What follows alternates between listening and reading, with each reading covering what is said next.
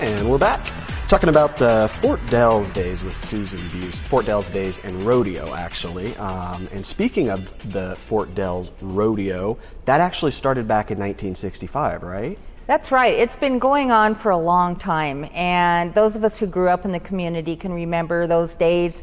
We'd get really excited. The parade was coming to town, and there were a lot of things going on around with the downtown merchants and things to do.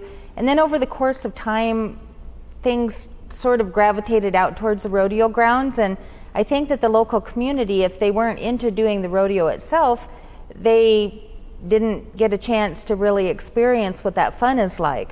And we're hoping that this year we can infuse the community back with that excitement for it and get them a chance to go out and see what's going on and connect with the rodeo and also learn a lot more about the history of the community. Yeah, because, I've been a local pretty much my entire life, and not specifically in the Dells, but here in the Columbia Gorge, and just even in our commercial breaks and stuff, you're teaching me things.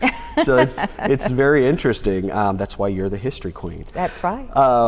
So you mentioned in the first segment, and then just touched on it briefly just a second ago, about the community getting involvement from the community and infusing the community and getting that excitement building again. And how is that coming along? I'm really loving it. It's like we've hit the tipping point this year, because now we've got people stepping up and saying, I want to be a part of this. I want to put on an event or an activity that's part of Fort Dalles Days.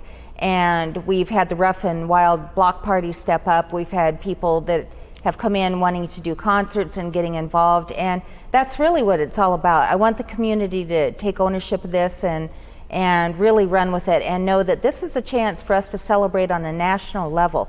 We can really be a major force in that arena because we're getting attention now from national publications like True West magazine. The Dalles was nominated as one of the top 10 true Western towns for 2010. Right. And it's a chance for us to really show our stuff for everybody across the country. Gotta love that. Well, now, we should actually talk about the rodeo for a second, specifically that this is not just a small town rodeo. I mean, it's a small town, but this is a big deal rodeo. I mean, these are pro riders coming in, and can you speak about that a bit?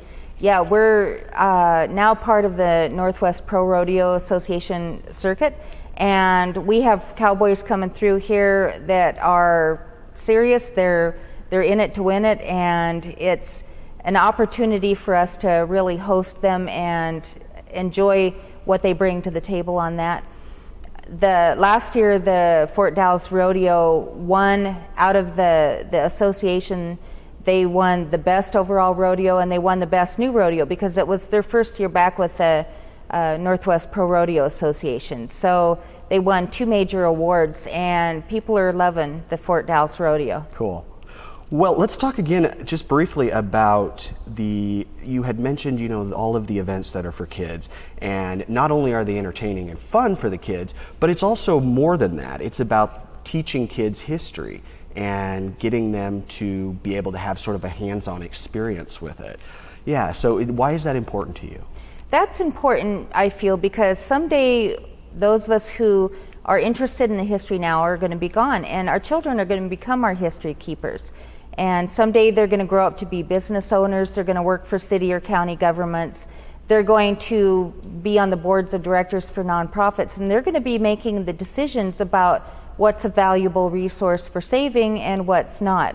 And the people who don't understand the history and where we come from don't learn the appreciation of it. By introducing kids to the history, teaching them a little bit about the Fort Dalles Museum, the buildings, why it was put in place in the first place, they learn about the community, they learn about the value of it, and then when they grow up to be adults, they're going to be the ones who are going to be in charge of preserving this for future generations. Right. Very good point. Very good point. How do you get them excited? I mean, what are some of, I know there's some of the events that are fun and stuff, but how do you really get kids excited about history or get them to even understand why it's important? It's really easy to get them involved with it because it's a very hands-on activity. We've got a lot of hands-on activities, and they love it. They're not exposed to it very often. Kids today, they get a lot of science fiction in their entertainment, but they don't get a lot of history, and they love taking the wagon rides. They love getting the hands-on, learning to spin yarn, to dig the dyer's garden that we've got up at Fort Dalles, see the antique vehicles, and just get that chance of smelling history. Yeah, smelling history. That's an interesting way of putting it. I haven't heard it that way. I like that.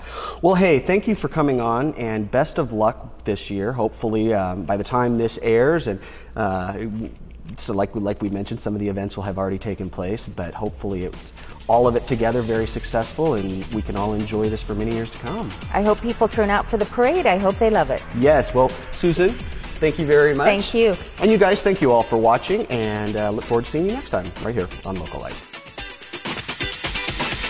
John Compton here saying thanks again for watching. And remember, if you've got a guest idea, let us know. Just visit localite.com.